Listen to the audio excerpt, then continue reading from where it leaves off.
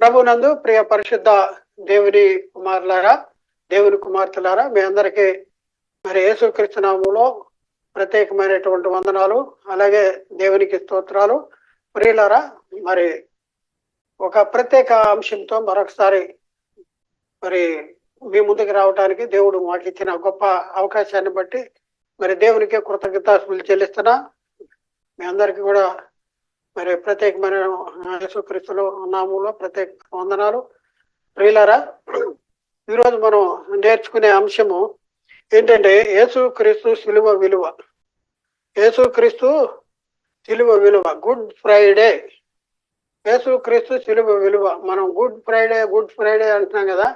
Good Friday అనేది ఎందుకు good Friday అయింది, యేసుక్రీస్తు సెలవు వేయబట్టం అనేది మంచిదా అనేసి ఒకసారి మనం ఆలోచించుకోవాలి. ఎందుకంటే మన కూడా చాలా మంది అడుగుతూ ఉంటారు, ఏమంటే గుడ్ ఫ్రైడే అంటున్నారు, యేసుక్రీస్తు సెలవు వేయబడిన రోజు, మరి అది గుడ్ ఫ్రైడే ఎలా ఉంది, యేసుక్రీస్తు సెలవు వేయబట్టం గుడ్ అని ఎందుకు అంటున్నారు అనేసి మరి సరైన అవగాహన అంటే లేఖన అవగాహన లేని వాళ్ళు మనం ప్రశ్నిస్తూ ఉంటారు.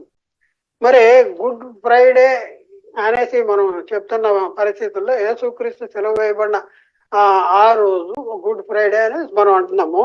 అయితే ఎందుకు గుడ్ ఫ్రైడే అయింది అంటే క్రీస్తు శిలువ,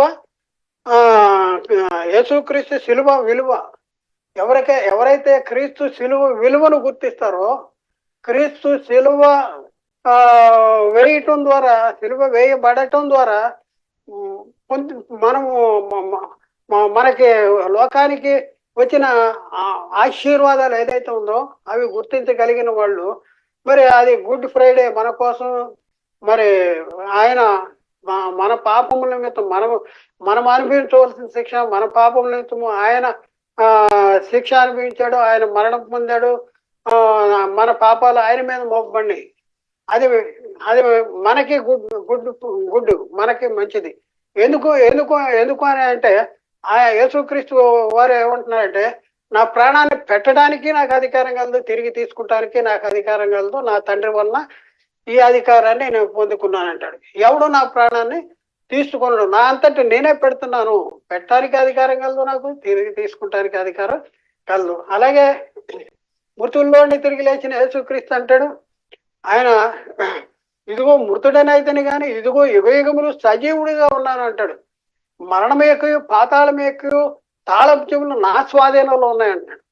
ఒకసారి ఆలోచించండి. గుడ్ ఫ్రైడే అంటాడు. చాలా మంది మన అన్నిలు అడుగుతూ ఉంటారు, గుడ్ ఫ్రైడే క్రీస్తు సెలవు వేయబడటం గుడ్ ఫ్రైడే ఏంటి అంటే సిలువ యొక్క విలువ, క్రీస్తు సిలువ యొక్క విలువ గుర్తించాలి. మనకు కూడా అర్థం కావట్లేదు. క్రైస్తవులు అని పిలువబడుతున్నటువంటి మనకు కూడా క్రీస్తు సిలువ యొక్క విలువ అనేది అర్థం కావట్లేదు. బైబిల్లో రాయబడి ఉంది కానీ మన జీవితాల్లోకి అది రావట్లేదు. ఇది చూడండి, యేసుక్రీస్తును సిలువ వేసిన దినము గుడ్ ఫ్రైడే అని మరియు శుభ శుక్రవారము అని నేటి క్రైస్తవులు అంటున్నారు కదా.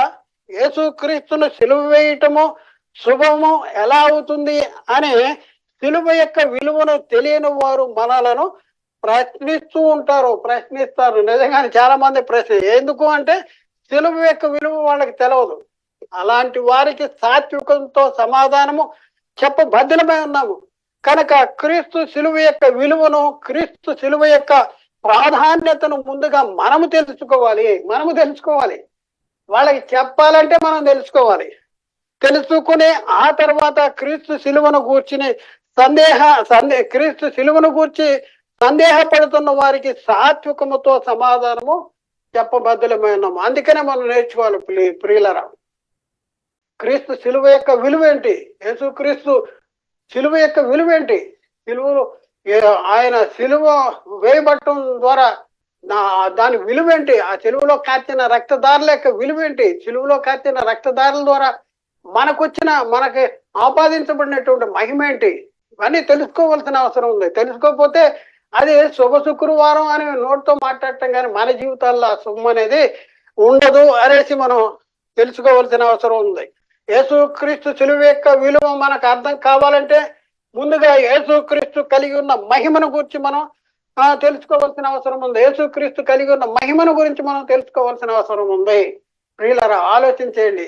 యేసుక్రీస్తు ఈ లోకానికి ఈ లోకానికి వచ్చి సిలువలో మృతి పొందాడు అంటే, సిలువలో సిలువలో మరణించాడంటే, మరి యూదులు లేకపోతే ఆయన ఒంటరిగా ఉండటం వలన ఆయన ఆయన్ని సిలువ ఆయన్ని పట్టుకుని సిలువ వేశారా అంటే కాదు. ఆయన ఈ లోకానికి వచ్చి మరి సిలువలో రక్తం కార్చాలి, అనేకుల పాపము కోసము సిలువలో రక్తం చిందించాలి అనేసి ఆయనకి ముందే తెలుసు. నియమించినప్పుడే ఆయనకి తెలుసు. కాబట్టి ప్రియులారా ఒకసారి ఆలోచి, ఈ లోకానికి వచ్చి యేసుక్రీస్తు కూడా ఆయన చెప్తున్నాడంటే, మనిషి కుమారుడు పరిచారం చేయించుకుంటూ రాలేదు కానీ పరిచారం చేయుటకును అనేకులకు ప్రతిగా ప్రాణ విమోచన క్రయధనముగా తను తాను అప్పగించుకుంటానికి వచ్చానంటున్నాడు. నేను అప్పగించుకుంటానికి వచ్చానంటున్నాడు. కాబట్టి ఒకసారి ఆలోచించండి, ఎందుకు అప్పగించవలసిన అవసరం ఉంది? ఎందుకు సిలువలో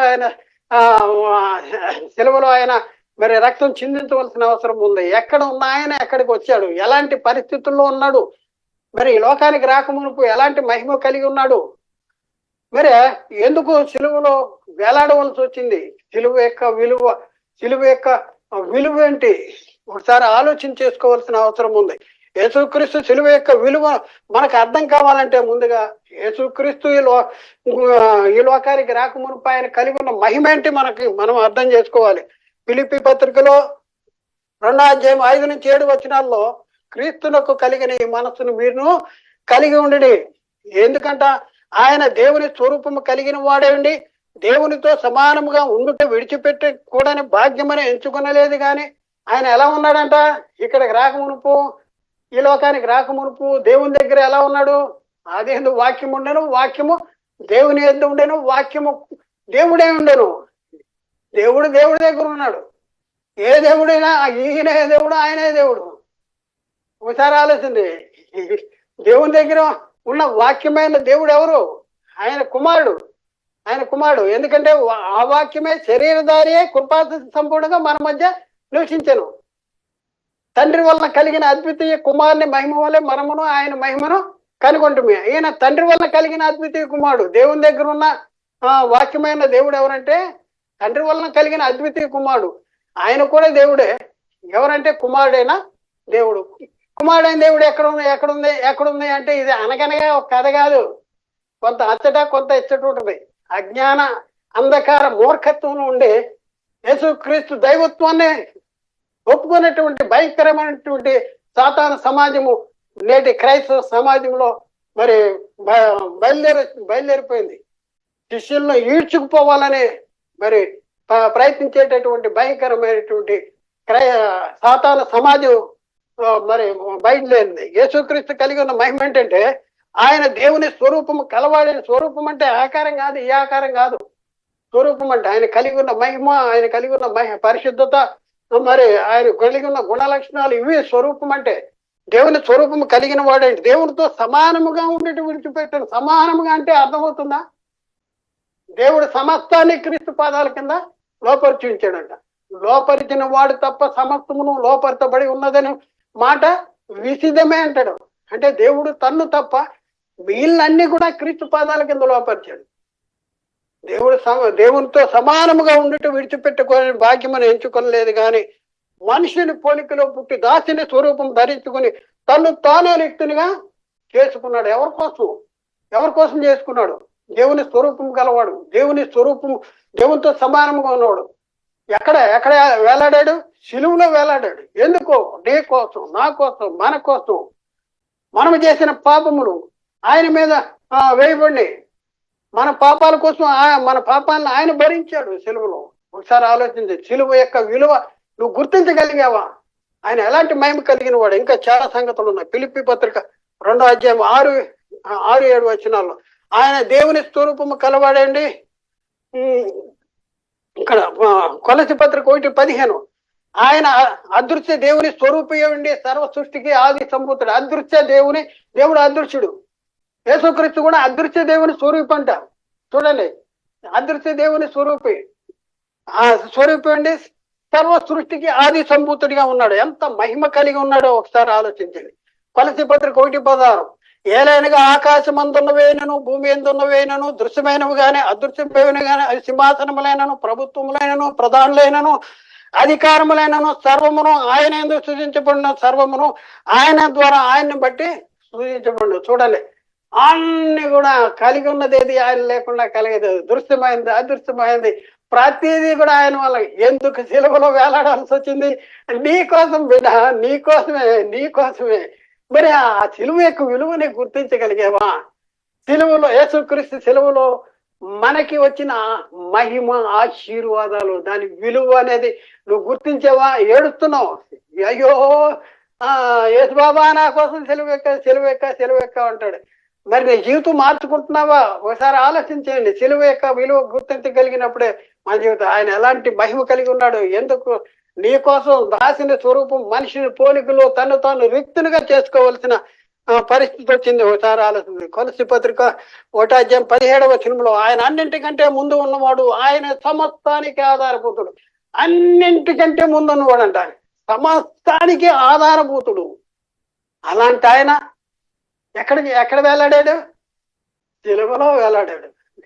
దాని విలువ చూడండి, దాని విలువను గుర్తుంచుకోవాల్సిన అవసరం మనకి ఉంది. కొలసి పత్రిక 2:3 బుద్ధి జ్ఞాన సర్వ సంపదలు ఆయన ఏందే గుప్తమై ఉన్నవి. బుద్ధి జ్ఞాన సర్వ సంపదలు ఆయన ఏందే గుప్తమైనవి. పౌలు కొరింథీయులకు రాసిన 2వ పత్రిక 4:4 దేవుని స్వరూపి అయిన క్రీస్తు ఎవరంట? దేవుని స్వరూపి అనేసి అక్కడ రాయబడి ఉంది. అలాగే యోహాను సువార్త 5:26 తండ్రి ఎలాగో తనంతట తానే జీవము కలిగి ఉన్నాడో అలాగే కుమారుడు తనంతట తానే జీవము కలిగి ఉండుటకు కుమారుడికి అధికారము అనుగ్రహించెను. తండ్రి తనంతట తానే జీవము కలిగిన ఎలా ఉన్నాడో కుమారుడికి కూడా తనంతట తానే జీవము కలిగి ఉండటానికి తండ్రి కుమారుడికి అధికారం అనుగ్రహించాడు. అలాంటి అధికారం కలిగిన ఆయన ఆ శిలువలో ఆ ఎండలో ఆయన మరి మేకులు కొట్టించి చక్కగా మేకులు కొట్టి మరి శిలువలో రక్తం చిందించి మరి అలాంటి భయంకరమైనటువంటి శ్రమ పొందవలసిన అవసరం ఎందుకు వచ్చింది? నీ కోసం మన కోసం మన అపరాధాలు మన పాపాలు ఆయన మీద మోపండి. కాబట్టి ప్రియులారా అవుతారు. ఆ విలువను నువ్వు గుర్తించగలగాలి. యేసు నా కోసం సెలవెక్కాడు ఓ అని మొర్రెత్తడం కాదు. ఆ విలువను గుర్తించి ఆ విలువకు ప్రతిఫలంగా ఫలితార్థంగా మన జీవితాలు మార్చుకుని మరి దేవుడు కోరుకున్నట్టు మన జీవితాలని దేవుని చిత్తానుసారంగా నడిపించుకోవలసినటువంటి అవసరం మనకి ఉంది. చూడండి ప్రియులారా, ఇంతటి మహిమ గల యేసుక్రీస్తు ఈ లోకానికి ఎందుకు వచ్చాడు? సిలువలో ఎందుకు మరణించాడు? ఎవరి కోసం మరణించాడు? యేసుక్రీస్తు సిలువలో మరణము ద్వారా మనకు కలిగిన ఆశీర్వాదం ఏంటి? వీటిని మనం తెలుసుకోవాలి కదా. ఒకసారి ఆలోచించండి. ఈ ప్రశ్నలన్నీ మనం ఒకసారి ఆలోచించి ఎంతో మహిమ కలిగిన యేసుక్రీస్తు ఎందుకు వచ్చాడు? ఎవరి కోసం వచ్చాడు? ఏం చేశాడు? మరి ఆయన సిలువలో మృతి పొందటం ద్వారా, సిలువలో రక్తాన్ని కార్చడం ద్వారా మనకి ఆపాదించబడిన మనకు అనుగ్రహించబడిన ఆశీర్వాదాలు ఏంటి? ఇవన్నీ మనం తెలుసుకోవాలి. యేసుక్రీస్తు ఈ లోకానికి ఎందుకు వచ్చాడు చూద్దాం. ముందుగా యేసుక్రీస్తు ఈ లోకానికి ఎందుకు వచ్చాడు అనేసి మనం చూస్తే హెబ్రీ పత్రిక 2:14-15 ఈ రీతిగా ఉంది. ఏంటంటే, కాబట్టి ఆ పిల్లలు రక్త మాంసములు గలవారైనందున ఆ ప్రకారమే మరణం యొక్క బలము గలవారిని అనగా అపవాదిని మరణము ద్వారా నశింపజేయటానికి. చూడండి, మరణం యొక్క బలము గలవాడు ఎవరు? అపవాదిని ఎలా ఓడించాలంట, ఎలా నశింపజేయాలంట? మరణం యొక్క బలము గలవాన్ని అనగా అపవాదిని మరణము ద్వారా నశింపజేయటానికి. మరణము ద్వారా ఎందుకు చనిపోయాడు? అపవాదిని నశింపజేయటానికి ఆయన సిలువలో రక్తం చిందించాల్సి వచ్చింది. ఆయన సరిపోవాల్సి వచ్చింది. మన పరిస్థితి ఎలా ఉంది? జీవిత కాలం అంతా కూడా మరణ భయం చేత దాస్యమునకు లోబడి ఉన్న వారిని విడిపించడానికి ఆయన కూడా రక్త మాంసాల్లో పాలివాడు. మనము రక్త మాంసాలు కలిగిన వారం కాబట్టి ఆ పిల్లలు రక్త మాంసాలు కలిగిన వారు. ఆయన కూడా రక్త మాంసాల్లో పాలివాడయ్యాడు. ఎందుకు అంటే మరణం యొక్క బలము గల వారిని మరణం ద్వారా నశింపజేయటానికి. ఎందుకు సిలువలో వేలాడవలసి వచ్చింది?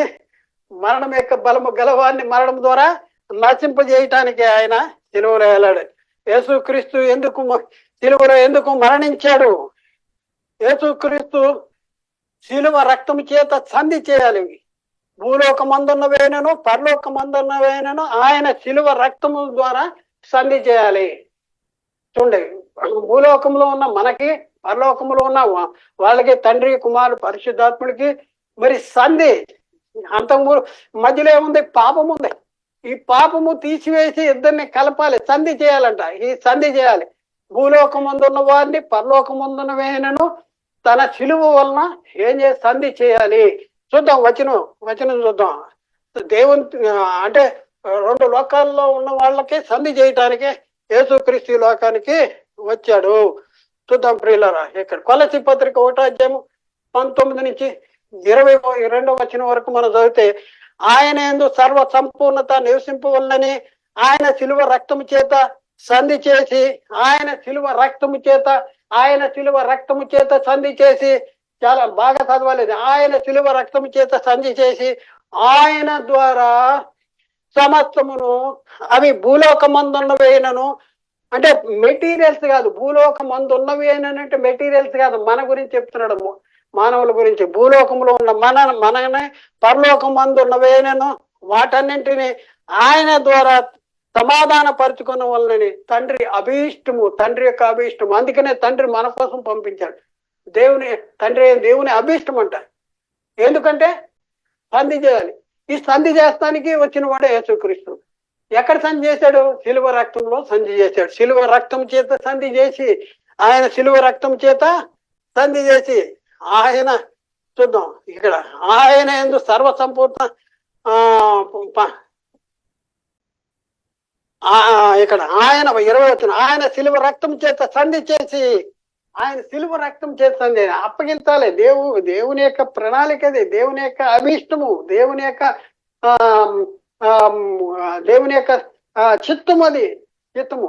ఆ చిత్తాన్ని, అభీష్టాన్ని దాన్ని నెరవేర్చడానికి యేసుక్రీస్తు, అంత మహిమగల యేసుక్రీస్తు శిలువలో నీ కోసం ఆయన రక్తాన్ని చిందించాలి. ఎందుకంటే శిలువ రక్తం చేత సంధి చేయాలి. శిలువ యొక్క విలువ గుర్తించగలిగావా? ఒకసారి ఆలోచింది. గుర్తించగలిగితే ప్రకటిస్తున్నావా? నువ్వు చెప్తున్నావా? నువ్వు అనుభవిస్తున్నావా? ఒకసారి ఆలోచించండి. నాకు అన్ని తెలుసు అంటే కాదు, తెలిసిన వాడు ఏం చేయాలి? ప్రకటన చేయాలి. మన మీద రుణముగాను మనకు విరోధముగాను ఉండిన పత్రమును మేకులతో సిలువకు కొట్టి. చూడండి, ఒక పత్రం ఉందంట.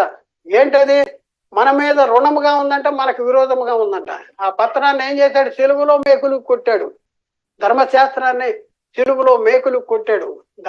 పాపానికి బలం ఎక్కడుందంటే, ఓ మరణమా నీ ముళ్ళెక్కడ, ఓ మరణమా నీ విజయం ఎక్కడ? మరణపు ముళ్ళు పాపమునుకున్న బలము ధర్మశాస్త్రము. ఆ యేసుక్రీస్తు ఏం చేశాడు? మనకు ఈ ధర్మశాస్త్రాన్ని, మనకు విరోధముగా ఉండినటువంటి ఈ పత్రాన్ని, ఈ ధర్మశాస్త్రాన్ని సిలువలో మేకులతో కొట్టేశాడు. మనకు అడ్డం లేకుండా దాన్ని ఎత్తివేసి మన ఏకము చేసినటువంటి పరిస్థితి. కొలసి పత్రిక 2వ అధ్యాయం 13-15 వచనాల్లో, మరియు మీరు అపరాధముల వలనను శరీరమందు సున్నతి పొందక ఉండుట వలనను మీరు మృతులై ఉండగా దేవుడు వ్రాత రూపకమైన ఆజ్ఞల వలన మన మీద రుణముగాను మనకు విరోధముగాను ఉండిన పత్రమును మేకులతో సిలువకు కొట్టి, సిలువ యొక్క విలువ మేకులతో సిలువకు కొట్టి, దాని మీద ఉన్న చేవ్రాతను తుడిచివేసి, మనకు అడ్డము లేకుండా దానిని ఎత్తివేసి, మన అపరాధములన్నింటినీ క్షమించి ఆయనతో కూడా మిమ్మను జీవింపజేసెను. ఆయన ప్రధానులకు అధికారులను నిరాయుధులుగా చేసి సిలువ చేత జయోత్సాహంతో వారిని పట్టి తెచ్చి బాహాటముగా వేడుకు కనపరచను. సిలువ చేత జయోత్సాహం అంట. ఆయన ప్రధానుల్ని, అధికారుల్ని నిరాయుధులుగా చేశాడట. అది ఎక్కడ జరిగిందంటే సిలువలో జరిగింది. గుర్తించగలుగుతున్నావా? ఒకసారి ఆలోచింది. సిలువ యొక్క విలువ గుర్తించవలసింది. ఎన్నో సంగతులు బైబిల్లో మరి దేవుడు మన కోసం క్రీస్తు ద్వారా జరిగించిన సంగతులు, క్రీస్తు తను తాను బలిగా అర్పణగా అర్పించుకుంటున్న ద్వారా సిలువలో కాచిన రక్తదారులో మరి ఆయన పునరుద్ధానము వల్ల కలిగిన మహిమ, ఇవన్నీ కూడా బైబిల్లో చాలా చాలా చాలా చాలా చక్కగా ఉన్నాయి. కానీ ఇవేమి చెప్పట్ల సాతాను బోధకులు. సాతాను తానే వెలుగుదూత వేషం ధరించుకున్నాడు. వాని పరిచారకులు నీచి పరిచారకులు వేషము ధరింపజేశాడు. ఇది ఆశ్చర్యం కాదు. వచ్చేసాడు వాడు, మన దగ్గరికి వచ్చేసాడు. అసలు బైబిల్లో ఉన్న సంగతులు మనకి చెప్పడు. మనకు కలిగిన మహిమ గాని, ఆశీర్వాదం గాని, సిలువ యొక్క విలువ గాని ఇవన్నీ మనకి చెప్పేటటువంటి పరిస్థితి లేదు. ఎంతసేపు ఏడముండే మొత్తుకోండి, ఆయన సిలువ వేయబడింది, ఏడముండే మొత్తుకోండి. ఒకసారి ఆలోచించండి. అలాంటి భయంకర భ్రష్టత్వంలో సాతాను మన నడిపిస్తున్నాడు. ఒకసారి ఆలోచించి, యేసుక్రీస్తు సిలువలో ఎవరి కోసం మరణించాడు? యేసుక్రీస్తు ఎవరి కోసం మరణించాడు? ఒకసారి ఆలోచించండి. ఎవరి కోసం అంటే, మనం ఇంకా కూడా బలహీనమై ఉండగానే క్రీస్తు యుక్త కాలం ముందు భక్తిహీనుల కోసం చనిపోయాడు. చూడండి, మనం ఇంకా బలహీనమై ఉండగానే క్రీస్తు యుక్త కాలం ముందు భక్తిహీనుల కోసం చనిపోయాడు. రోమపత్రిక 5వ అధ్యాయం 6-8 వచనాల్లో, ఏలైనగా మనం ఇంకను బలహీనమై ఉండగానే క్రీస్తు యుక్త కాలం ముందు భక్తిహీనుల కోసం చనిపోయాను. నీతిమంతుల కొరకు సహితము ఒకడు చనిపోవుట అరుదు. మంచివారి కోసం ఎవరైనా తెగించవచ్చును. కానీ ఏం జరిగింది? అయితే దేవుడు మన ఎడల తన ప్రేమను వెల్లడిపరుస్తున్నాడు. ఎట్లనగా మనమింకను పాపులమై ఉండగానే క్రీస్తు మన కొరకు చనిపోయాను. మనం ఇంకా పాపులముగా ఉండగానే క్రీస్తు మన కోసము, ఎవరి కోసం? మంచోళ్ళ కోసమా? మనం మంచోళ్ళు అని దేవుడు మన కోసం పంపించాడు యేసుక్రీస్తునే కాదు. భక్తిహీనుల కోసం, పాపులంగా ఉన్నప్పుడు దేవుడు మన కోసం పంపించాడు. యేసుక్రీస్తు ఎవరి కోసం సిలువ ఎక్కడ? నీతిమంతుల కోసమా, అనీతిమంతుల కోసమా? ఎవరిని పిలవటానికి వచ్చానన్నాడు? పాపుల్ని వచ్చి తిని నీతిమంతుల్ని కాదంటాడు. వైద్యుడు ఎవరికి కావాలి?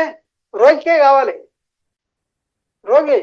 కాబట్టి ఇప్పుడు ఉన్న పరిస్థితుల్లో ఎవరి కోసం వచ్చాడు? ఎవరి కోసం సిలువలో రక్తాన్ని కార్చాడు? ఏంటి క్రీస్తు సిలువ ఆశీర్వాదాలు ఏంటి? క్రీస్తు సిలువలో మనం పొందుకున్న మహిమ ఏంటి? ఒకసారి మనం గుర్తించుకోవాల్సినటువంటి అవసరం మనకు ఉంది ప్రియులారా. ఒకసారి ఆలోచించండి. ఈయన అందరి కొరకు విమోచన క్రయధనముగా తాను అప్పగించుకున్నాడు. విమోచన క్రయధనం మనం విమోచించడం అంటే అర్థం ఏంటి? మనం బానిసలుగా ఉన్నాం, మనం బంధించబడిపోయి ఉన్నాం. దేని ద్వారా అంటే పాపంలో బంధించబడ్డాం, పాపము చేత లోపరచబడిపోయాము. ఒకడు దేని చేత లోపరచబడతాడో దానికే దాసుడవుతాడంట. ధర్మశాస్త్రం వల్ల కలిగిన పాపానికి లోనైపోయి ఉన్నటువంటి పరిస్థితుల్లో ఏం చేశాడట? ఆయన విమోచించాడు. ఎలా విమోచించాడు? విమోచన క్రయధనము. విమోచించడానికి మనం ఎవరన్నా బెయిలిచ్చి జైల్లో ఉన్న వాళ్ళని బెయిలిచ్చి మనం బయటికి తీసుకురావాలంటే మనం కొన్ని డబ్బులు కట్టేసే వాళ్ళు చెప్తారు, 1 లక్ష కట్టు, 2 లక్షలు కట్టు అని చెప్తారు. అలా మరి మన పాపము నుండి బయటికి తీసుకురావటానికి, విడిపించటానికి, విమోచించటానికి మనకి కట్టిన విలువేంటి? విమోచన క్రయధనం. ఆ విమోచన క్రయధనగా తాను అప్పగించుకున్నాడంట. ఇక్కడ చూడండి, దేవుడు ఒక్కడే, దేవునికి నరులకు మధ్యవర్తియు ఒక్కడే, ఆయన క్రీస్తు యేసన్న నరుడు. ఈయన అందరి కొరకు విమోచన క్రయధనముగా తాను అర్పించుకున్నాను. విమోచన క్రయధనముగా తాను అర్పించుకున్నాడు. మన పాపముల విషయమే చనిపోయి యేసుక్రీస్తు దేనికోసం చనిపోయాడు? మన పాపముల విషయమే చనిపోయి నీతి విషయమై జీవించినట్లు ఆయన తన శరీరమందు మన పాపములను వారి మీద మోచను. ఆయన పొందిన గాయముల చేత మీరు స్వస్థతను పొందితిరి. చూడండి, యేసుక్రీస్తు సిలువ విలువ గుర్తించారా మనం? యేసుక్రీస్తు సిలువ విలువ ఏంటి? ఎంతో బైబిల్లో ఎన్ని సంగతులు రాయబడి మనకు అర్థం కాదండి ఇవన్నీ. మరి యేసుక్రీస్తు చెప్పిన ఉపమానాలు లేకపోతే ఏదైనా కథలు అవన్నీ మనకు అర్థమవుతాయి. పాత నిబంధనలో కథలు ఇవన్నీ అర్థమవుతాయి. మరి కొత్త నిబంధనలో పరిశుద్ధాత్మక బోధ మాత్రం మనకు అర్థం కాదు, బోధకులకి అర్థం కాదు. చెప్తే విశ్వాసులు కూడా నిద్రపోతారు. అందుకనే అవి చెప్తుంటే జోష్ రాదు కనుక బోధకులు అవి చెప్పడం మానేసి ఈ కట్టు కథలు లేకపోతే వాళ్ళ అనుభవ సాక్ష్యాలు కానీ లేకపోతే పాత నిబంధనలో చరిత్రలు కానీ ఇవన్నీ చెప్తూ మొదలు పెట్టేశారు. ఎందుకంటే విశ్వాసులు ఏం కోరుకుంటే బోధకులు అదే చెప్పడం.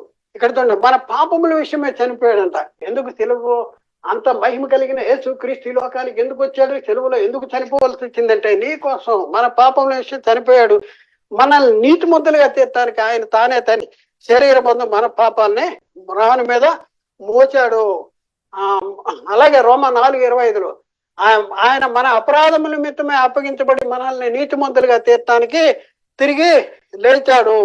ఇంకా మనం చూస్తే ఫిలిప్పీ పత్రిక 5:2 అక్కడేముందంటే, క్రీస్తు మిమ్మును ప్రేమించి పరిమళ వాసనగా ఉండుటకు మన కొరకు తన్ను తాను దేవునికి అర్పణగాను బలిగాను అప్పగించుకునేను. చూడండి, క్రీస్తు మిమ్మును ప్రేమించి, క్రీస్తు ప్రేమించాడంట. మనం మంచోళ్ళని ప్రేమించాడా? మనం ఎవరినైనా ప్రేమిస్తాం కదా, మంచోళ్ళని ప్రేమిస్తామా, చెడ్డోళ్ళని ప్రేమిస్తాం? మనం మంచోళ్ళు అయితే ప్రేమిస్తాం. కానీ మనం చెడ్డోళ్ళం అయినా, మన పాపులమైనా సరే మన కోసం మరి క్రీస్తు మిమ్మల్ని ప్రేమించి పరిమళ వాసనగా ఉండటానికి మన కోసం తను తాను దేవునికి అర్పణగా బలిగా అప్పగించుకున్నాడు. మన కోసం అప్పగించుకున్నాడు సిలువలో. ఒకసారి ఆలోచించండి. ఆయన బాబు, యేసు బాబు సెలువులో బలి అయిపోతున్నావా అనేసి ఆయన బలహీనుడు అయిపోయినట్టు, ఆయన చేత కానట్టు, ఆయనకి ఎవరు సపోర్ట్ లేనట్టు ఒకసారి మన వాళ్ళు ఆయన కోసం ఏడుతూ ఉంటారు. యేసుక్రీస్తు ఏమన్నాడో తెలిస్తే, గెత్సమనే తోటలో నేను నా తండ్రిని లేను, ఎందుకంటే నేను వేడుకుంటే ఇలా జరగాలని లేఖనం ఎలా నెరవేరుతుంది, నేను వేడుకుంటే 14 సేనా వ్యూహాల కంటే ఎక్కువ సైన్యాన్ని పంపిస్తాడు అనేసి చెప్పినటువంటి దాఖలాలు ఉన్నాయి. కాబట్టి ప్రాణాన్ని పెట్టడానికి అధికారం కలదు, తిరిగి తీసుకుంటానికి పెట్టడానికి వచ్చాడు. తను తాను బలిగా అర్పణగా అర్పించుకున్నాడు పరిమళ వాసనగా దేవునికి. అలాగే పాపమును తీసివేయటకే యేసుక్రీస్తు ప్రత్యక్షము అయ్యాడు. యేసుక్రీస్తు ఎందుకు ప్రత్యక్షమయ్యాడు, ఎందుకు సిలువలో రక్తాన్ని వచ్చింది అంటే, యోహాను రాసిన మొదటి పత్రిక 3:5 పాపమును తీసివేయటకే ఆయన ప్రత్యక్షమైన మీకు తెలియను, ఆయన ఎందుకు ఏ పాపము లేదు, ఆయన ఎందుకు ఏ పాపం కూడా లేదు. ఇంకెందుకు వచ్చాడు యేసుక్రీస్తు? అపవాది యొక్క క్రియలు లయపరచడానికి యేసుక్రీస్తు వచ్చాడు. మొదటి యోహాను 3:8 యోహాను రాసిన మొదటి పత్రిక 3:8 అపవాది మొదటి నుండి పాపం చేయిస్తున్నాడు కనుక పాపము చేయువాడు అపవాది సంబంధి. అపవాది యొక్క క్రియలు లయపరచుటకే దేవుని కుమారుడు ప్రత్యక్షమయ్యాడు. అపవాది యొక్క క్రియలు లయపరచడానికి దేవుడి కుమారుడు ప్రత్యక్షమయ్యాడు. ఇంకే ఎందుకు యేసుక్రీస్తు ఈ లోకానికి వచ్చాడు అంటే, తిమోతికి రాసిన మొదటి పత్రిక 1:15 పాపులను రక్షించుటకు క్రీస్తు యేసు లోకమునకు వచ్చిన వాక్యము నమ్మదగినది, పూర్ణాంగీకారమునకు యోగ్యమై ఉన్నది. పాపులను రక్షించడానికి యేసుక్రీస్తు వచ్చాడు. సిలువలో ఎందుకు బలి అయిపోయాడంటే, పాపులను రక్షించడానికి. సిలువ యొక్క విలువ మనం అర్థం చేసుకోగలుగుతున్నామా? అర్థం చేసుకోగలిగితే మన జీవితాన్ని మార్చుకుంటున్నామా అనేసి మనం ఆలోచించాలి. యేసుక్రీస్తు ఎందుకు వచ్చాడంటే, మార్కు సువార్త 10:45 మనిషి కుమారుడు పరిచారము చేయించుకుంటూ రాలేదు కానీ పరిచారము చేయుటకును అనేకులకు ప్రతిగా విమోచన క్రయధనముగా తన ప్రాణమును ఇచ్చుటకు వచ్చును. అనేకులకు ప్రతిగా విమోచన క్రయధనము. చూడండి, మనం బానిసలుగా ఉన్నాం, మనం పట్టుబడిపోయావు, ఒకటి దేని చేత లోపడతాడో దానికి దాసులమైపోయావు. పాపం అనేది మన బంధించేసింది, పాపము పట్టుకుంది. పాపం పట్టుకుంటే ఆ పాపము నుండి విడిపించడానికి దేవుడు తన సొంత కుమారుడైన యేసుక్రీస్తుని పాప శరీరాకారంతో పంపి ఆయన శరీరం మన పాపాలకి శిక్షించి మనకి పాప క్షమాపణ, విమోచన, రక్షణ, నిత్యజీవము, మహిమ, కృప, పరిశుద్ధత, దైవ కుమారత్వము, పరలోక పౌరసత్వము ఇవన్నీ కూడా అనుగ్రహించాడు. ఇవన్నీ ఎలా వచ్చినంటే, సిలువ యొక్క విలువను గుర్తించగలిగితే వాటిని నువ్వు అనుభవించగలవు, వాటిని నువ్వు పొందుకోగలవు. సిలువ విలువ నీకు అర్థం కాకపోతే మనం దేవుడు అంటాం, క్రీస్తుకిస్తా అంటాం, కానీ మనకు పరలోకం ఉండదు, నిత్యజీవము ఉండదు. కాబట్టి ఆలోచించండి. ఆ క్రీస్తు యేసు మరణమును నిరర్థకము చేసి జీవమును అక్షయత సువార్త వల్ల వెలుగులోని తెచ్చాడంట. యేసుక్రీస్తు ఏం చేశాడు? మరణాన్ని నిరర్థకం చేశాడు. తిమోతికి రాసిన 2వ పత్రిక 1:10 ఆ క్రీస్తు యేసన్న మన రక్షకుని ప్రత్యక్షత వలన బయలుపరచబడినది తన కృపను బట్టి మనలను రక్షించి పరిశుద్ధమైన పిలుపుతో ఆయన మనల్ని పిలిచెను. ఆ క్రీస్తు యేసు మరణమును నిరర్ధకము చేసి జీవమును అక్షయతను సువార్త వలన వెలుగులోనికి, మరణము నిరర్ధకం అయిపోయింది, జీవము అక్షయత సువార్త వలన వెలుగులోనికి వచ్చింది. ఎక్కడ వచ్చిందంటే సువార్త వలన. ఎక్కడ ఉంది సువార్త? ఆయన మన పాపము లేఖన ప్రకారము మన పాపముల నిమిత్తం అప్పగించుకున్నాడు, సమాధి చేయబడ్డాడు, తిరిగి 3వ దినాన లేచాడు. ఆయన సిలువ యొక్క విలువ, సిలువలో కాచిన రక్తదారుల యొక్క విలువ ఏంటంటే సిలువ వలన ఆ ద్వేషమును సంహరించి అంటాడు. ఆ ద్వేషము సంహరించబడాలి, దేవునికి నీకు సమాధాన పరచబడాలి అంటే యేసు క్రీస్తు సిలువలో రక్తాన్ని చిందించవాలి. క్రీస్తు సిలువలో చిందించిన ఆ రక్తం యొక్క విలువ నువ్వు గుర్తించగలిగావా? సిలువ యొక్క విలువ ఒకసారి పరిశీలన చేసుకోవాల్సినటువంటి అవసరం ఉంది. క్రీస్తు మన నిమిత్తము తన ప్రాణమును పెట్టాను. క్రీస్తు ఎవరి కోసం ప్రాణం పెట్టాడు? మన కోసం ప్రాణం పెట్టాడు. యోహాను రాసిన మొదటి పత్రిక 3వ అధ్యాయము 16వ వచనంలో ఈ మాట రాయబడింది. ఆయన మన నిమిత్తము తన ప్రాణమును పెట్టిన కనుక దీని వల్ల ప్రేమ ఎట్టిదో తెలుసుకుంటున్నాము. మనము కూడా సహోదరుల నిమిత్తము ప్రాణము పెట్టబద్దులమై ఉన్నాము అంటాడు. మన నిమిత్తము ప్రాణము పెట్టాడు.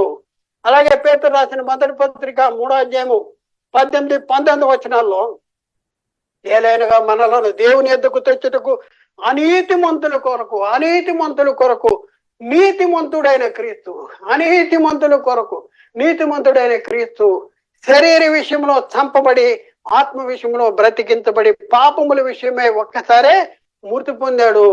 అనీతిమంతుల కొరకు. నీతిమంతుడైన యేసుక్రీస్తు ఎందుకు చంపబడ్డాడు?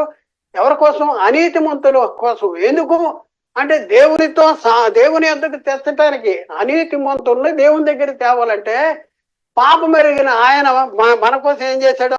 నీతిమంతుడైన క్రీస్తు శరీర విషయంలో చంపబడ్డాడు. ఆయన మొత్తటం అనేది దేవునికి ఇష్టమైందంట. ఒకసారి ఆలోచించేది. నీ కోసం, నా కోసం, మన కోసం దేవుడు తన కుమారుని అప్పగించాడు.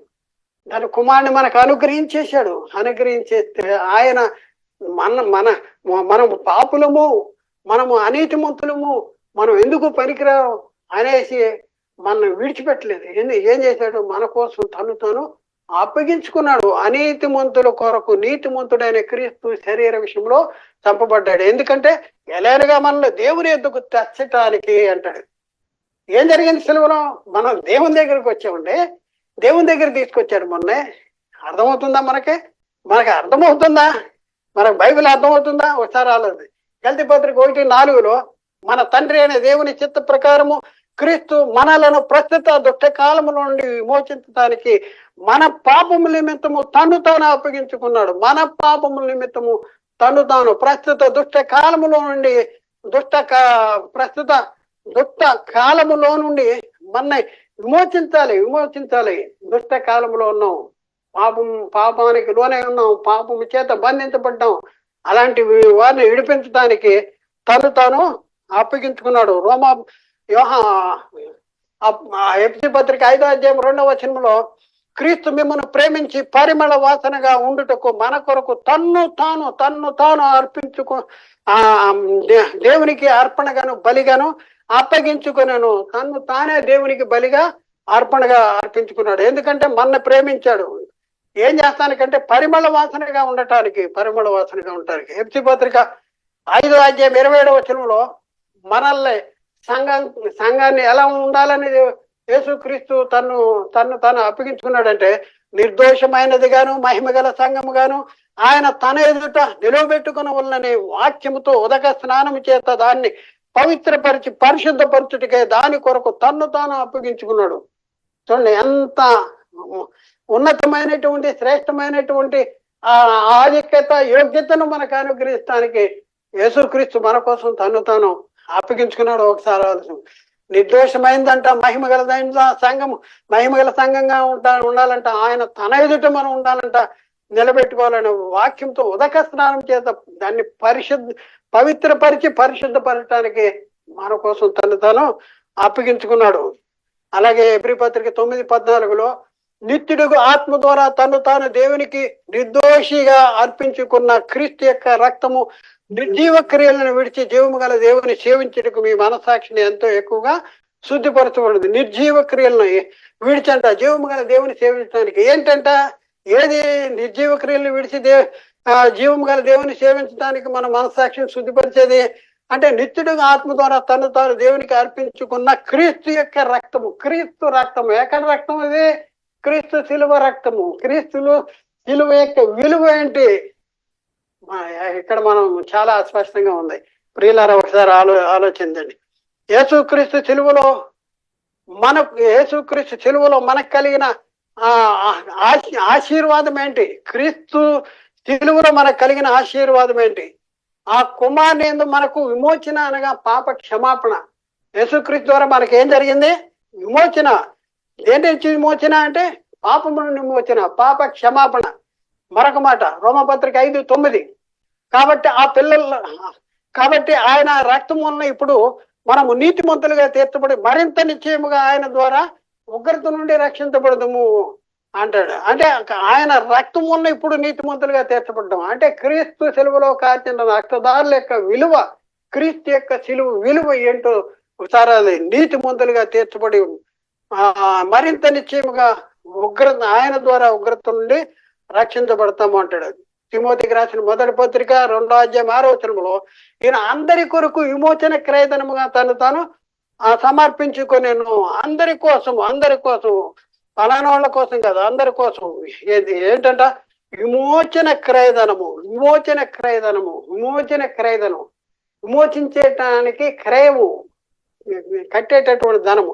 మన ప్రాణ విమోచన క్రయధనం యొక్క విలువ ఎంత ఒకసారి ఆలోచించి. మన విమోచన సిలువలో మనం పాపములను విమోచించబడాలంటే విమోచన క్రయధనము దాని యొక్క విలువ ఎంత అంటే పాప క్షమాపణ బజార్లో దొరుకుద్దా? పాప క్షమాపణ బజార్లో దొరుకుద్దా? పాప క్షమాపణ బజార్లో కొనుక్కునేది కాదు. బజార్లో కొనుక్కునేది అయితే, డబ్బులతో కొనుక్కునేది అయితే ధనవంతులే ఈ పాప క్షమాపణ ముందు పొందుకునేవాళ్ళు. కాబట్టి అది బజార్లో దొరికే వస్తువు కాదు పాప క్షమాపణ. దేనిలో ఉంది? క్రీస్తు రక్తములో ఉంది. విమోచన క్రయధనము. ఎలా విమోచించాడంట? సిలువ రక్తం చేత. అందుకనే లేఖనాల్లో ఏమి రాయబడింది? కీర్తన 49:7-8-9 ఎవడును ఏ విధము చేతనైనను తన సహోదరుని విమోచించలేడంట. విమోచన క్రయధనము చెల్లించలేడు. పాపము నుండి విమోచించటానికి ఎవడు కూడా ఏ విధము చేతనైనను తన సహోదరుని విమోచించలేడు. నిత్యము బ్రతుకున్నట్లు వాని నిమిత్తము దేవుని సన్నిధిలో ప్రాయశ్చిత్తము చేయగలవాడు మనుషుల్లో యేసుక్రీస్తు తప్ప మనుషుల్లో ఎవడు కూడా లేడు. ఎందుకు అంటే వాని విమోచన క్రయధనము బహు గొప్పది. అది ఎన్నటికీ తీరకాట్లు ఉండవలసినది. అంటే క్రీస్తు సిలువలో కాచిన మనకి విమోచించటానికి సిలువలో కార్చిన రక్తదారుల యొక్క విలువ ఎంతంటే అది విమోచన క్రయధనము అంటే బహు గొప్పది. అది ఎన్నటికీ తీర్చక అట్లా ఉండవలసిందే. క్రీస్తు సిలువ విలువ ఒకసారి ఆలోచింది. క్రీస్తు సిలువ విలువ ఏంటి? ఆశీర్వాదం ఏంటి క్రీస్తు సిలువలో? ఎప్పుడైనా ఆలోచిస్తున్నామా? ఒకసారి ఆలోచించండి. ఎలా ఉన్నాం? మన పరిస్థితి ఏంటి? ఏమంటున్నాం? ఏం చెప్తున్నారు మనకి? ఏ కథలు చెప్తున్నారు? ఒకసారి ఆలోచించండి. మనం విమోచించబడ్డం ఉంటుంది. మన ఎలా అంటే పేతురు రాసిన మొదటి పత్రికలో 1:18-19 పితృ పారంపర్యమైన మీ వ్యర్థ ప్రవర్తనను అనుసరించినట్లుగా వెండి బంగారముల వంటి క్షయ వస్తువుల చేత మీరు విమోచించబడలేదు గాని అంటాడు. మనం విమోచించబడ్డామా అంటే ఎలా విమోచించబడ్డాం? దేని వల్ల విమోచించబడ్డాము అంటే వెండి బంగారములు వంటి క్షయ వస్తువుల చేత కాదు అంటాడు. మరి ఎలా విమోచించబడ్డాం? అమూల్యమైన రక్తము చేత, అనగా నిర్దోషమును నిష్కలంకమునైన గొర్రె పిల్ల వంటి క్రీస్తు రక్తము చేత మీరు విమోచించబడ్డారు. చూడండి, సిలువ యొక్క విలువ. గొర్రె పిల్ల వంటి క్రీస్తు రక్తము ఎక్కడ కార్చాడు? ఆయన సిలువలో కార్చాడు. కాబట్టి అమూల్యమైన రక్తం అది. అమూల్యమైన నిర్దోషమైనది, నిష్కలంకమైనది గొర్రె పిల్ల వంటి క్రీస్తు రక్తం. అమూల్యమైనది, నిర్దోషమైనది, నిష్కలంకమైనది గొర్రె పిల్ల వంటి క్రీస్తు రక్తం చేత మీరు విమోచించబడ్డారండి. మీరు విమోచించబడ్డారు. ఎక్కడ జరిగింది ఈ విమోచన కార్యక్రమం అంటే క్రీస్తు సిలువలో కార్చిన రక్తదారుల ద్వారా. ఆ సిలువ రక్తం ద్వారా మనని సంధి చేశాడు. ఆ శిలువ రక్తము ద్వారానే మనం విమోచించబడ్డాం. పాపము నుండి విమోచించబడ్డాం, దాస్యము నుండి విమోచించబడ్డాం. మరి ఎంత గొప్ప ఆ, కార్యము సిలువలో జరిగిందో ఒకసారి ఆలోచించి ఏం చేస్తున్నాం మనం? మనం ఎక్కడున్నాం? యేసుక్రీస్తు వచ్చింది దేనికి అంటే మత్తయి సువార్తలో 20:28 అలాగే మనిషి కుమారుడు పరిచారము చేయించుకుంటూ రాలేదు కానీ పరిచారము చేయుటకును అనేకులకు ప్రతిగా విమోచన క్రయధనముగా తన ప్రాణాన్ని ఇచ్చుటకు వచ్చాను. తన ప్రాణాన్ని ఇచ్చడానికి వచ్చాడు. విమోచన క్రయధనం ఏంటది? ఆ రక్తము, ఆయన రక్తము ఎలాంటిది? పరిశుద్ధమైంది. ఎలాంటిది? నిర్దోషమైంది. ఎలాంటిది? నిష్కల్మషమైంది. ఎలాంటిది అంటే గొర్రె పిల్ల ఉంటే క్రీస్తు రక్తం చేత మనం విమోచించబడ్డాం. ఆయన వచ్చింది దేనికంటే అనేకులకు ప్రతిగా విమోచన క్రయధనముగా తన ప్రాణాన్ని ఇవ్వటానికి యేసుక్రీస్తు లోకానికి వచ్చాడు. ఆయన బలహీనుడు అనుకుంటున్నావా? ఆయన అమాయకుడు అనుకుంటున్నావా? ఆయన వచ్చిందే దానికోసం. ఆయన కోసం నువ్వు ఎడుతూ ఉంటే, ఆయన మహామహిమలో ఉంటే ఇప్పుడు ఎంత అజ్ఞానం సాతాను ఎంత అజ్ఞానంలో మనం నడుపుతున్నాడు. ఒకసారి మనం ఇప్పుడు ఏడుస్తూ ఉంటే యేసుక్రీస్తు అక్కడ మహామహిమలో ఉండి అమాయకులు నా కోసం ఏడుస్తున్నారు. సైతాను వీళ్ళు కూడా సైతాన్లు అయిపోయారు. ఈ సైతాన్ గాళ్ళు బోధకులు ఉన్నారు, వీళ్ళు ఏడిపిస్తున్నారు. వాళ్ళు సైతాన్లు, వీళ్ళు సైతాన్లు, నా దగ్గరికి ఎలా వస్తారు ఇలా ఏడిస్తే అనేసి ఆయన బాధపడుతున్నాడు. అందుకనే దేవుడు దేవుడు గురించి రాయబడింది. ఆయన మిమ్ముని గురించి చింతిస్తున్నాడు అంటాడు. మిమ్మల్ని గురించి చింతిస్తున్నాడు. కానీ మన చింత ఎవరి మీద వేయాలి? మీ చింత ఆయన మీద వేయండి. అపవాదిని ఎదిరించండి, అప్పుడు వాడి మీద నుండి పారిపోతాడు. కానీ అపవాదిని మనం ఏం చేసి జేబులో పెట్టుకుని తిరుగుతున్నాం. ఒకసారి ఆలోచించండి ప్రియులారా, ఎలాంటి పరిస్థితుల్లో విమోచన క్రయధనముగా తన ప్రాణాన్ని ఇవ్వటానికి వచ్చాడు. ప్రియులారా వచ్చాడు. ఎబ్రీ పత్రికలో మనం 13:12 చూస్తే, కావున యేసు కూడా తన స్వరక్తము చేత ప్రజలను పరిశుద్ధపరచుటకే గవిని వెలుపుట శ్రమ పొందెను. తన స్వరక్తము చేత ప్రజలను పరిశుద్ధపరచడానికి గవిని వెలుపుట. గవిని అంటే పరలోక గవిని వెలుపుట. వెలుపుట అంటే ఇక్కడ శ్రమ పొందాడు, భూమి మీద శ్రమ పొందాడు. ఒకసారి ఆలోచించండి. గవిని వెలుపుట శ్రమ పొందాడు. యేసు కూడా స్వరక్తం చేత ప్రజలను పరిశుద్ధపరచాను. మనం పరిశుద్ధపరచాలంటే ఎవరు రక్తం కావాలి? మనం విమోచించబడాలంటే ఎవరు రక్తం చిందించాలి? ఎవరు రక్తం చిందించలేరు. దాని విలువ అతి గొప్పది. వెండి బంగారముల వంటి క్షయ వస్తువుల చేత మనం విమోచించబడలేదు. నిర్దోషము నిష్కలంకమునైన గొర్రె పిల్ల వంటి క్రీస్తు రక్తం చేత మనం విమోచించబడ్డాం. కాబట్టి ఒకసారి ఆలోచించేయండి ఎలాంటి పరిస్థితుల్లో మనం ఉన్నాం. ఇప్పుడు 2000 సంవత్సరాలు దాటిపోయినా కూడా ఇప్పుడు కూడా యేసుక్రీస్తు సిలువ యొక్క విలువను మనం గుర్తించుకోకుండా మనం కట్టుకథలు చెప్పుకుంటా, మనం ఏడ్చుకుంటా, మొత్తుకుంటా, ఆయన కోసం ఏడుతా, ఆయన కోసం బాధపడతా, ఆయన కోసం చింతిస్తా, ఇలాంటి ఎలాంటి అంటే సంవత్సరం పదాకా రీల్ తిప్పినట్టే మన జీవితాన్ని మరి జరిగేస్తుంటే ఆయన చాలా చింతిస్తున్నాడు, చాలా బాధపడుతున్నాడు, చాలా విచారిస్తున్నాడు. అయ్యో అమాయకులు నేను మహిమలో ఉంటే నా కోసం ఏడుతున్నారు, వీళ్ళు ఉపవాసాలు ఉంటున్నారు, వీళ్ళు చేస్తున్నారు, నేను చెప్పిన పని చేయట్లా, వెళ్ళండి సర్వలోకానికి వెళ్ళి సర్వశిక్ష సువార్త ప్రకటన చేయండి అంటే సువార్త ప్రకటన చేస్తాం మానేశారు. అయ్యో నేను సువార్త ప్రకటించకపోతే పౌలు చెప్తా ఉంటుంటే, మరి మీకు ప్రకటించకపోతే శ్రమ అని పౌలు చెప్తుంటే, మరి ఇప్పుడున్న పరిస్థితుల్లో ఆయన కోసం ఏడుస్తూ, ఆయన కోసం విచారిస్తూ, ఆయన కోసం దుఃఖిస్తూ ఉన్నటువంటి సువార్త ప్రకటించుకోకుండా ఉన్నటువంటి వారికి శ్రమ ఉంటుందా ఉండదంటే, ధనవంతుడు చనిపోయి పాతి పెట్టబడినప్పుడు అతడు పాతాళంలో బాధపడుతూ, తండ్రి అయిన అబ్రహామా నేనే అగ్ని జ్వాల అతను పుడుతున్నాను, నా నాలుగు చల్లారటానికి అదిగో లాజర్ని తన వేలు కొన్న నీటిలో ముంచి నా నాలుగు చల్లారటానికి పంపించు. ఒక్క నీటి చుక్క కూడా దొరకని భయంకరమైనటువంటి పరిస్థితి, అగ్ని ఆరదు, పురుగు చావదు, అలాంటి భయంకరమైన పరిస్థితుల్లో నువ్వు ఉండాలి అనేసి సాతాను తంత్రంతో నిన్ను పట్టి బంధించేసి క్రీస్తు కోసం మీరు ఏడ ఉండే, క్రీస్తు కోసం మీరు దుఃఖించండి, విచారించండి అంటాడు. ఆయన మహిమలో ఉన్నాడు.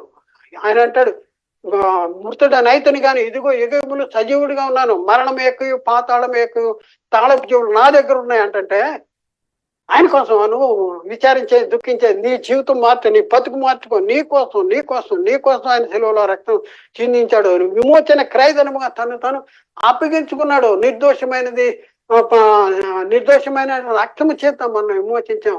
అమూల్యమైనది, నిర్దోషమైనది ఆ రక్తం చేత మనం విమోచించబడ్డాం. ఒకసారి ఆలోచించండి. అంత మహిమలో ఉన్న యేసుక్రీస్తు ఆ మహిమ తగ్గించుకొని నీ కోసము దాసుని స్వరూపం ధరించుకొని మనిషిని పోలికలో ఈ లోకానికి వచ్చి మన కోసం తెలుగులో బలైపోయి ఆ రక్తాన్ని చిందించి మనకి మహిమనిస్తే ఆ మహిమను చూసుకోకుండా ఇంకా ఆయన కోసం చింతిస్తుంటే మన ఏమంటాడు? సాతాన్లా పో అంటాడు. అక్కడ మిమ్మల్ని అన్నాడు, గెట్ అవుట్ ఫ్రమ్ హియర్ అంటాడు. ఇక్కడ మనం చూస్తే మొదటి దశలోనికి 5:10 మనము మేలుకొని ఉన్నాను, నిద్రపోతున్నాను, తనతో కూడా జీవించిన నిమిత్తము ఆయన మన కొరకు మృతి పొందాడు. ఆయన ఎవరి కోసం మృతి పొందాడు? మన కోసం మృతి పొందాడు. మన కోసం సిలువ వేయబడ్డాడు. మన కోసం సిలువల రక్తాన్ని చిందించాడు. మన విమోచించటానికి చిందించాడు. క్రీస్తు మరణము మన బాధ్యత ఏంటి? మనం ఏం చేయాలి? క్రీస్తు మరణము మన బాధ్యత. చూద్దాం. పౌలు గలతీ సంఘానికి చెప్తా ఉన్నాడు 2వ అధ్యాయం 20వ వచనంలో, నేను క్రీస్తుతో కూడా, మనం కూడా ఏం చేయాలి? నేను క్రీస్తుతో కూడా సిలువేయబడి ఉన్నాను, క్రీస్తుతో కూడా సిలువేయబడి ఉన్నాను. జీవించువాడిని నేను కాను, క్రీస్తే నా యందు జీవించున్నాడు. నేను ఇప్పుడు శరీరం ముందు జీవించుతున్న జీవితము నా కోసం కాదు కానీ జీవితము నా జీవితము నన్ను ప్రేమించి నా కొరకు తన్ను తాను అప్పగించుకున్న దేవుని కుమారుని యందు విశ్వాసం వల్ల జీవిస్తున్నాను. నా కోసం కాదు జీవించేది. అలా జీవించాలి. మనం ఎవరి కోసం జీవించాలి? మన కోసం కాదు. జీవించేవాడు నేను కాను అన్నాడు. క్రీస్తే నా యందు జీవిస్తున్నాడు. నేను ఇప్పుడు శరీరం ముందు జీవిస్తున్న జీవితము నన్ను ప్రేమించి నా కొరకు తను తాను అప్పగించుకున్న దేవుని కుమారుని యేసుక్రీస్తు కోసం జీవించాలి. ఏమవ్వాలి? మనం చిలవలు మెల్ల వేసుకోవాలా? పౌలు ఏమంటున్నాడు? నేను క్రీస్తు కూడా సిలువేయబడాను. మనం సిలువేయబడాలి. సిలువేయబడాలంటే ఏంటి? సిలువేయబడాలి సిలువల ఏది ఈ చేతికి కట్టుకునే, మెల్ల వేసుకునే గాజులు, లేకపోతే ఇక రకరకాల వస్తువులు, ఇంట్లో ఉండేటటువంటి వస్తువులు, ఇవన్నీ కూడా ఈరోజు ఏం చేసే సాతాను సిలువ వేస్తున్నాడు. సిలువలు ఈ సిలువ కాదు. సిలువ ఏంటి? సిలువ శాపగ్రస్తము. సిలువ వేయబడిన ప్రతివాడు శాపగ్రస్తుడు అంటున్నాడు. మన కోసం ఆయన శాపగ్రాహి అయ్యాడు. మనం ఏం చేయాలి? మనము కూడా సిలువ వేయబడాలి. ప్రతివాడు తన సిలువను ఎత్తుకుని నన్ను వెంబడించిన కూడా నాకు పాత్రుడు కాదు. సిలువ ఎత్తుకోవాలంటే ఏంటి? ఒక్కో సిలువ చేపించుకోవాలనా? కాదు. సిలువ శ్రమ అనుభవించాలి. క్రీస్తు నిమిత్తము శ్రమ అనుభవించాలి. వాక్యము నిమిత్తము శ్రమ అనుభవించాలి.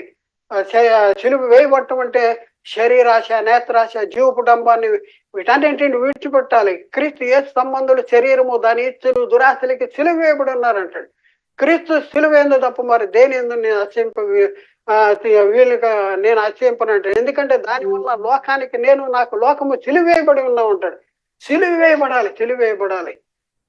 ఇప్పుడున్న పరిస్థితుల్లో లోకాన్ని ఎలా అనుభవించాలి, లోకంలో ఉన్న వాటిని ఎలా మనం స్వతంత్రించుకోవాలి, లోకాన్నే సంపాదించుకుంటానికే మీరు ప్రయాసపడండి అంటున్నాడు సాతాను.